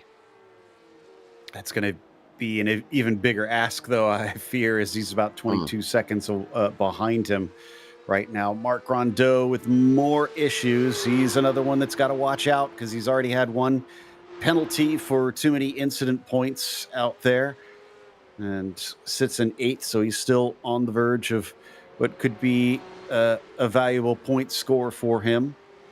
He's a minute 50 behind, so I think safety probably the key part for that number 11 car. Just kind of keep it within the boundaries and bring it home, because you're not going to catch Mark Morales unless he makes a mistake, so might as well not overdrive the car. Jim Garimotti, though, causing an extra complication, as you can see, because now they're starting to deal with what little lap traffic there is out there. Yeah, and I think you said this quite rightly, actually, Joe, a little bit earlier on, that even finishing a race here at the Nordschleife is a victory in its own right, and Garimotti has done a very, very good job. He's not made that many mistakes, to be completely truthful. So it's just down to him just to, just keep those, keep that focus, keep that flow state going, and just making sure that he hits all his marks at the right times. That's what you got to do. He made it through Flugplatz once more. This is up to the Swedish cross now, that fast left-hander. Blind entry, as you'll see once more. The track rises and then falls as you're trying to find the grip, and then slamming on the brakes down into Ehrenberg. And of course, through this incredible valley, car compresses into the aptly named compression at the bottom of it and leads into Audenauer Forest. I think one of the more underrated sets of corners here, because man, it's such a blind entry right here. You can see he's taking it easy through there. He knows that he just wants to bring it home. Yeah, and obviously Audenauer Forest has been Blake Sams' nemesis tonight, and yeah, looks like Blake has opted to stay in the pit lane. I mean, that car's now been in there for over 11 minutes, and like you said, doesn't look like it's going to be coming out anytime soon, as we are into the final 9 minutes. Dylan Scott now 8.8 seconds ahead of BJ Fulton. Michael Bolton is not able to catch Fulton, but look at the delta between him and Heindel. Heindel has just taken 1.1 seconds out of Michael Bolton through sector 1. Looks like Marc Rondeau did, in fact, run over the incident limit for the second time now. So he's going to have to come and serve that. I don't know. He's serving it right now. And he's got some extra damage for his woes. So I'll get that all sorted out. But yeah, impressive from Dustin Heindel to be able to make up the time he has. It might be too little too late, I fear. Oh, and we're hearing the black flag actually was Marc Rondeau speeding on pit entry. Oh, Chad Duncan. Chad Duncan's just towed it. Uh-oh. Look at the front of the car. It's absolutely obliterated. Wow. So right at the very end, we're finding more and more drivers cannot cope with this track. And this was, I think, this is into Defense Valley.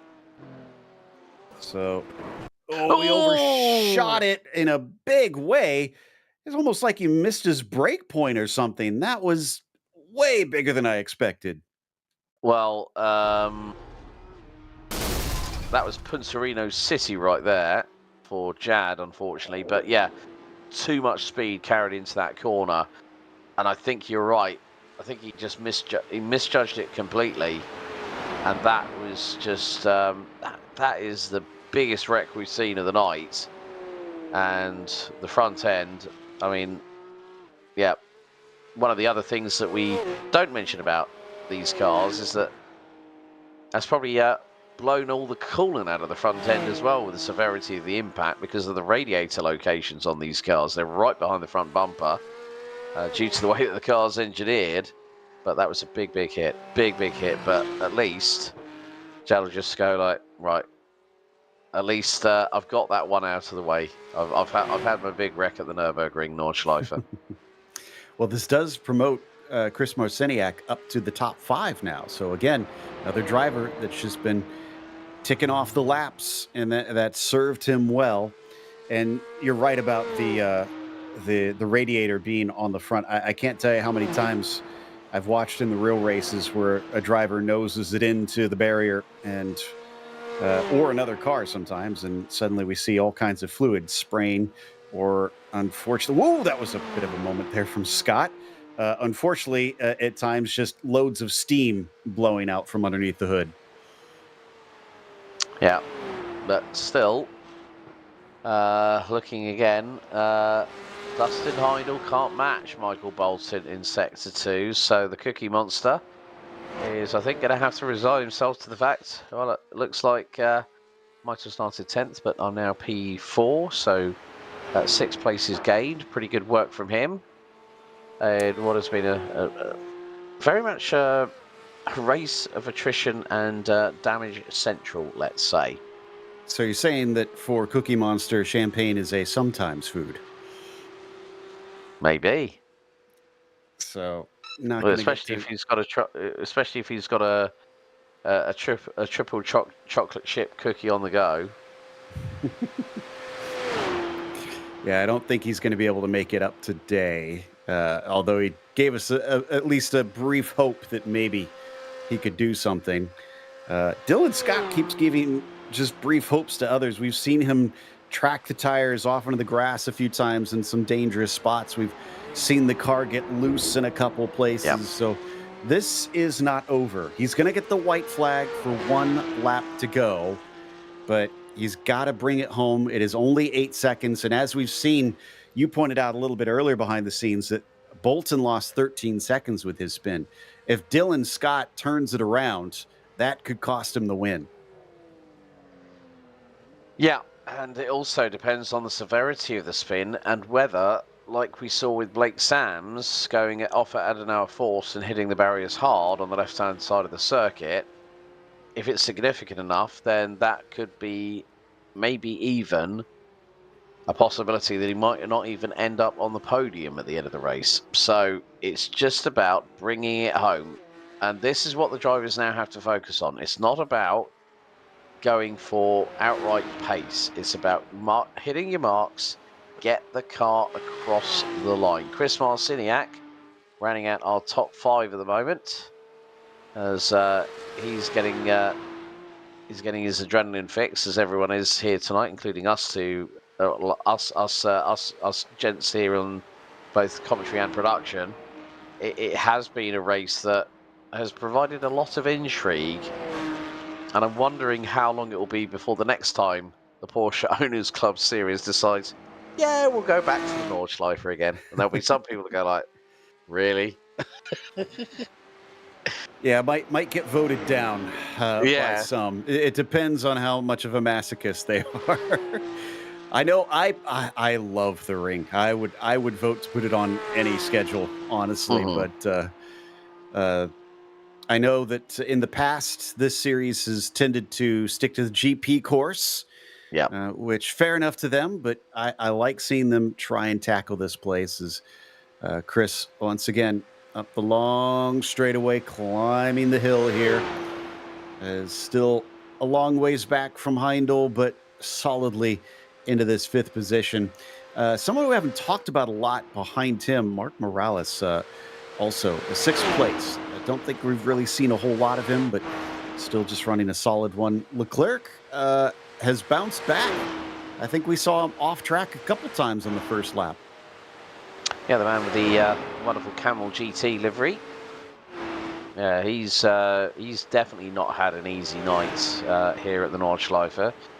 Just having a look at the finishes for Mark Morales. His best finish of the series so far was back at round 5, where he picked up 5th. So, not a bad place to get your 2nd highest finish of the series so far here in 2026. I'd been saying earlier, this is one of those places where the opportunities are there. You keep it together, and you can be handsomely rewarded with a whole chunk of points. So we've come back to Marc Rondeau, who has come back out of the pits after his penalty and is just behind Robert as well. So this is a bit of a battle. They might be 2 seconds apart, but 2 seconds around this track can be made up over a single lap, depending on the differences in the 2 drivers' strengths. Yeah, and sometimes playing to your strengths can help. Jad Duncan rejoins in 7th position, so he will now start his final lap of the race, and he's just over 2 minutes and 8 seconds behind. Well, he's about 35.7 seconds behind Mark Morales in 6th. Dylan Scott 7 seconds is lead, and he's now erring on the side of conserving the car. Just gone through the opening sector. BJ Fulton, however, has just done a 3-minute 6.7, and that is 1.1 seconds out of Dylan Scott, who just did a 3:07.8. So that delta is going to come down, but the thing is, we all know how capable Dylan, BJ, Michael, and everybody else on the POC are here, Joe, but it's just the fact of just taking this a little bit more cautiously, whereas, you know, what we've seen with Michael Bolton, what we've seen with, say, Jack Duncan, biggest hit of the night into the tyre barriers, with the car going skyward. He's just wanting to maximise his advantage going into the final 3 rounds. Talked about that 1.1 second difference between Dylan and BJ in the first sector. Assuming that it's 1.1 seconds in both of the last 2 sectors, he'd still have over 3 seconds gap over BJ Fulton. So I think you're right. I think he's managing things. I think he's just saying there is no need to throw this away. I've run a great race so far. I already inherited the lead when Blake Sams kind of plopped it into my lap. I survived the threat from Michael Bolton. He was close behind me for much of that first half. So I've done the hard work up to this point. There is no reason for risks. Yeah, 100%. And it is just about taking, you know, I think, you know, he's kept a consistent pace. And that's quite crucial. You know, yeah, you can set the fastest lap of the race here in this, but the Nordschleife rewards one big thing more than anything else at all. And it is that air of consistency. And if you make a mistake, you know, at least on the next lap, okay, right, I've got to, let's say for instance, they you know, let's say going to add an hour course, you've got to be very careful. It's uphill. It's very much a triple apex chicane. Just take it easy going through there. No risk. Get it home.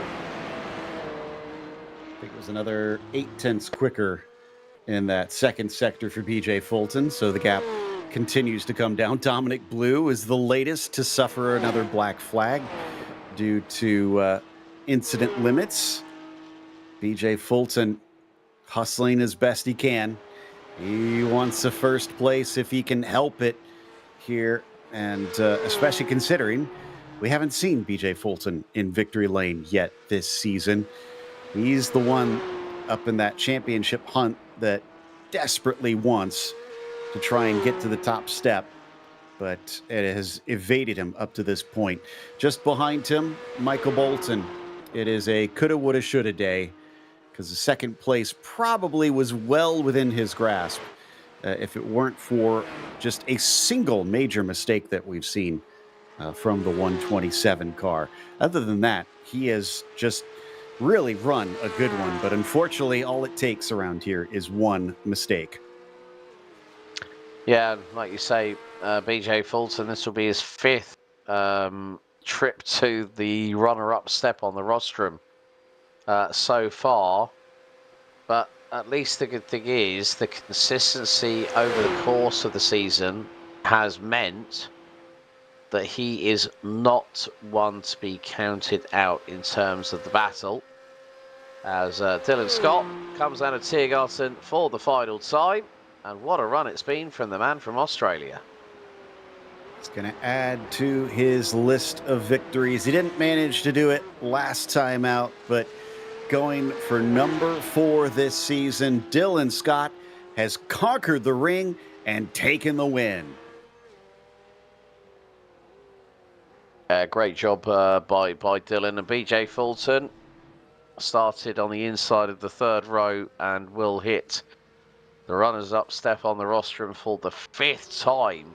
Great consistency from the 82. Michael Bolton, well, he's going to be kicking himself a little bit after that spin, but nevertheless, still to, you know, there's still a bed of roses there that he can be smelling nicely after that one by taking P3. But what about this hardest charger of the night, Dustin Heindel, the Cookie Monster, from 10th and takes 4th. Great run by the 117.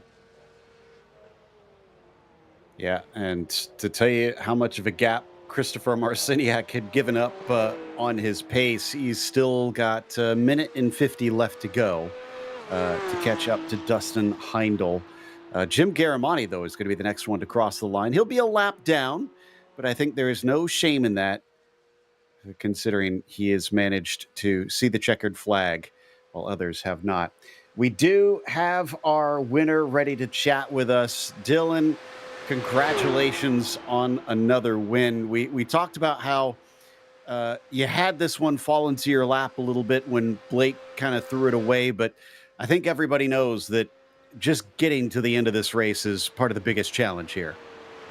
Yeah, I mean, I wasn't trying to race Blake. He had too much pace, you know, definitely, but I tried to dial it back. It's an endurance race, right? I get to the end. I'd rather get to the end one place behind Bolton or BJ than throw it away and end up, you know, multiple places back. So I was kind of gap racing, right? Once Michael made that little mistake, I got in front of him. I would watch the gap, and every time the sort of straights would come up for drafting, I'd sort of push it a little bit to pull the gap and then ease off to save the tires in between. So it was kind of, you know, endurance tire racing, gap racing, not maybe the most spectacular, but it's 90 minutes. It's Nürburgring. It's a big big toe if you put it into the wall. So yeah, that was all about keeping it safe and getting it home. And with this being an endurance race, double points on offer, that had to be weighing on your mind as well as wanting to just bring this thing home. Exactly. I mean, I was just doing the math. It was all about finishing in front of Michael and BJ, and I didn't need to chase Blake, so I wouldn't have caught him. Fair play to him. He had some pace for sure. So it was really just racing for second place at that point.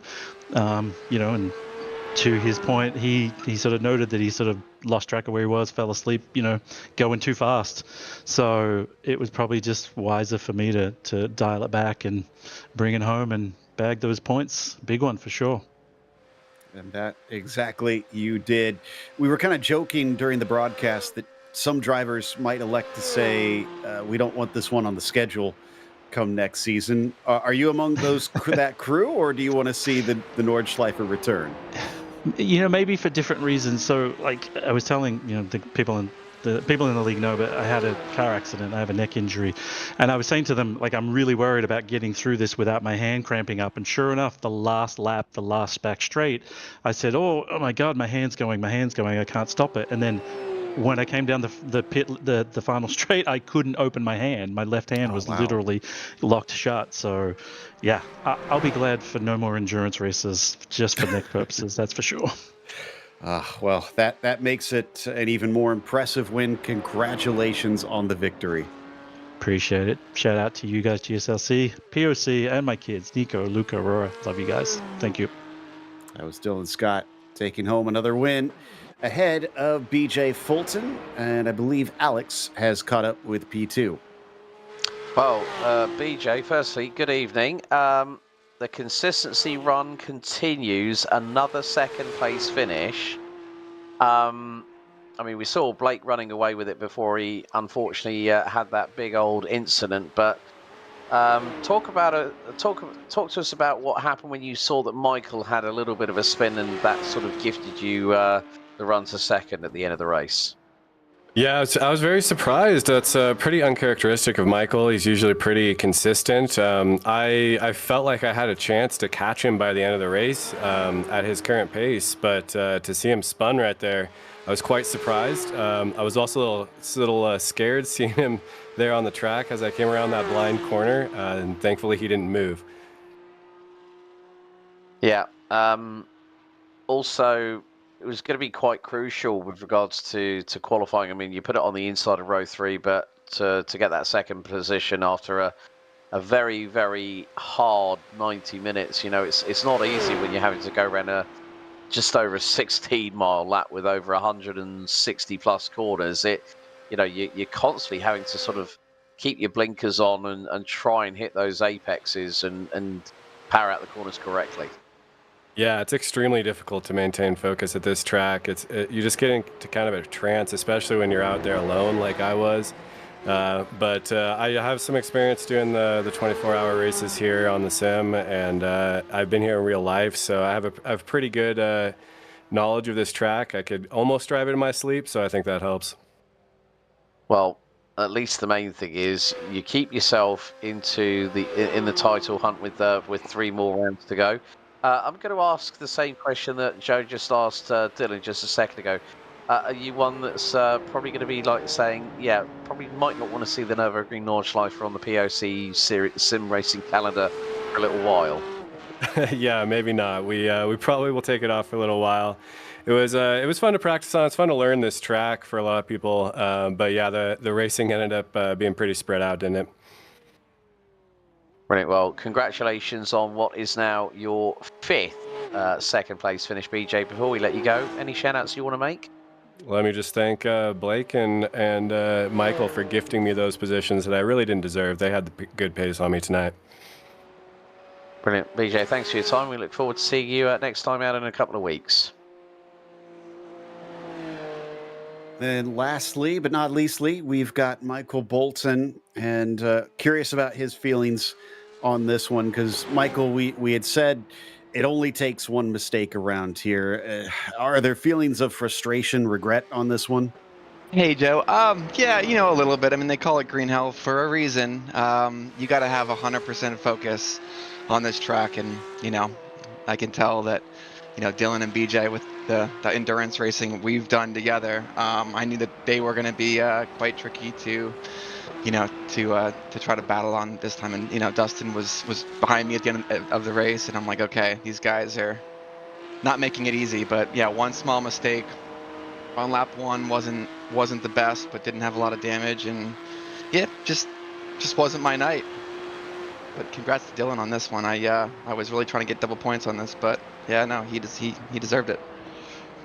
Did you feel the car going off a little bit late in the race? Because it seemed like you were able to keep pace with Dylan in the early laps, but then in the pit sequence, we noticed you seemed to have lost somewhere in the realm of about 2 to 2.5 seconds over the laps that you ran apart from one another. I think obviously I was probably saving a good amount of fuel behind Dylan. I think the trade-off for that is, my front tires were probably getting a little bit more hammered being so close to him. So I'm not sure where that trade-off is, but yeah, towards the end of the race, the car just felt very loose and just trying to keep it on the black stuff. But yeah, haven't done a 90-minute at this track before. I know this was on all of our lists to do a 24 here, but yeah, I don't know if I'll ever do one. It's pretty intense. Well, I know I've been a little bit negative in my questions, so I'll ask, what are the positives that you take away from this round? No, you're absolutely good. Yeah, positives are, I was able to still finish on the podium. Always happy with that. It's a good result. Season's not over. I'm going to keep charging Dylan and charging the front of the field, and we'll see where that goes. I'll give a quick shout out to my family, my beautiful wife, Gabby, our 2 puppies, and the Genesis team. And yeah, and of course, GSRC and POC. Thank you guys for all that we do here, and see you on the next one, man. Yeah, hopefully we'll have a better result and put on a good show. Looking forward to it. That was our third place finisher, Michael Bolton, with perfect timing because all drivers have now finished. So we can go through our results. And Dylan Scott, as we mentioned, took another win today. That is going to be victory number 4 for him this season. Behind him, BJ Fulton was about 7 seconds back. Michael Bolton, another 12 seconds behind, but still on the podium in third. Dustin Heindl, great race from him today, finishing in 4th, gaining 6 spots. Chris Marciniak gets a top 5 with Mark Morales finishing in 6th. Jad Duncan was 7th and Robert Leclerc in 8th. Mark Rondeau was the last one on the lead lap in P9. Jim Garamani was 10th. After that, you get Dominic Blue, who's the last car to actually finish in 11th. Sams, Leiden, Rondeau, and Gaviglio were DNFs, or in the case of Gaviglio, a DNS here today. That's going to wrap us up. So a big thank you to our sponsors once again. Porsche, there is no substitute. Find out more at Porsche.com. And Top Gun Wealth, your retirement wingman. You can find out more at TopGunWM.com. Now, thanks to the team today, Alex, Daniel, and Doug. And make sure to subscribe to our YouTube channel so you don't miss a moment, because in 2 weeks' time, we're going to be back with Montreal. That's a tricky track of a bit of a different nature, but still very narrow around there. June 2nd at 11 p.m. Eastern is when that one kicks off. And then later on the channel here this week, we've also got the Skip Barber series also going to Montreal. Bit of a popular track, it seems, around this phase, as even the Grand Prix Tour is going to be heading over there. Be sure to check out all of our broadcasts that we've got listed on the screen. But until next time, race clean, race hard. We'll see you on the track.